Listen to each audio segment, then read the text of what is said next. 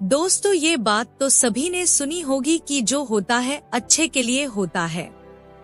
एक बार की बात है, एक राजा अपने राज्य में खुशी से रहता था। उसको किसी भी चीज की परेशानी नहीं थी। उस राजा में घमंड बहुत था अपने राजा होने पर, लेकिन उसको सबसे ज्यादा अच्छा कुछ लगता वो था उसी के राज्य में एक छोटे से हलवाई की दुकान के यहाँ की मिठाई। उस राजा को कुछ मिले या न मिले, उसे कहने के बाद उस हलवाई के यहाँ की मिठाई चाहिए ही थी। लेकिन एक दिन जब राजा मिठाई खा रहे थे तब उसमें मक्खी मिली। राजा ने उस मिठाई वाले को अपने राज्य से बाहर निकलने का आदेश दिया। हलवाई ने राजा के आदेश का पालन किया और वो उस राज्य से चला गया।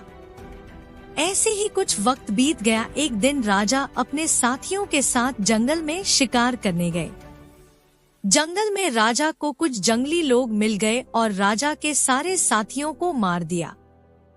राजा अपनी जान बचाने के लिए वहां से भाग गए। 2 दिन ऐसे ही बीत, राजा की हालत बहुत बुरी हो गई थी। 2 दिन बीतने के बाद राजा एक छोटे से गांव में पहुंच गए। जब राजा को एक गांव नजर आया तब उन्होंने घर घर जाकर मदद मांगी। किसी ने उनकी बात नहीं सुनी और जब उन्हें कुछ लोग नजर आए तब उन्होंने उनसे भी मदद मांगी। लेकिन राजा की हालत इतनी खराब हो चुकी थी कि लोग उन्हें भिखारी समझने लगे। लोगों ने राजा के सामने कहा, कहीं और जाकर भीख मांगो। ये सुनकर राजा बहुत उदास हो गया और एक जगह पर बैठ गया। लेकिन कुछ वक्त बाद एक आदमी राजा के पास आया और कहने लगा, राजा साहब आप यहाँ कैसे? राजा ने जब नजर उठाकर उस आदमी का चेहरा देखा तब वो दंग रह गए, क्योंकि वो आदमी और कोई नहीं बल्कि वो उनका पुराना हलवाई ही था।